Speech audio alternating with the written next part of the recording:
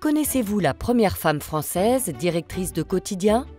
Gallica vous présente Séverine, libertaire, féministe et pacifiste.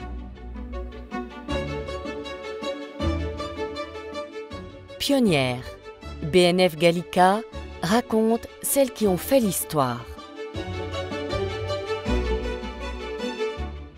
Caroline Rémy, dite Séverine, naît en 1855 à Paris.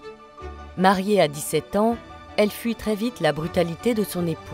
Elle rencontre Adrien Gebhardt, qu'elle épousera en 1885. À Bruxelles, en 1879, elle fait la connaissance de Jules Vallès, exilé après la Commune. Revenu à Paris, il l'initie à l'édition et au journalisme. Soutenu financièrement par Gebhardt, il relance Le Cri du peuple.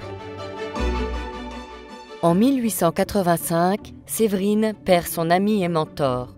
Jules Vallès s'éteint chez elle. Elle décide de poursuivre son combat. Elle devient alors la première directrice de quotidien en France. En 1887, elle quitte Le Cri du peuple où elle n'a pas trouvé une complète liberté de parole. Très engagée politiquement, elle écrit partout où sa plume n'est pas censurée.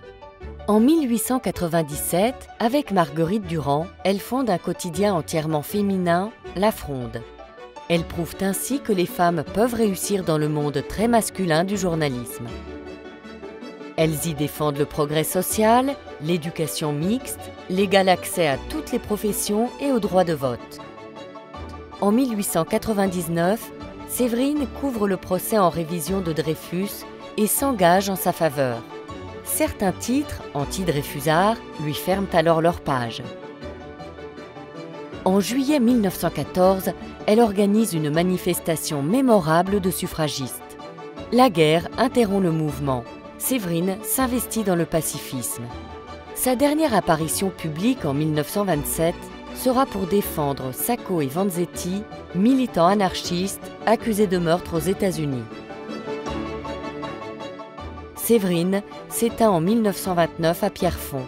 Une foule nombreuse assiste à ses obsèques, faisant fi des attaques dont elle a fait l'objet sa vie durant. Elle est aujourd'hui considérée comme l'une des pionnières du féminisme français.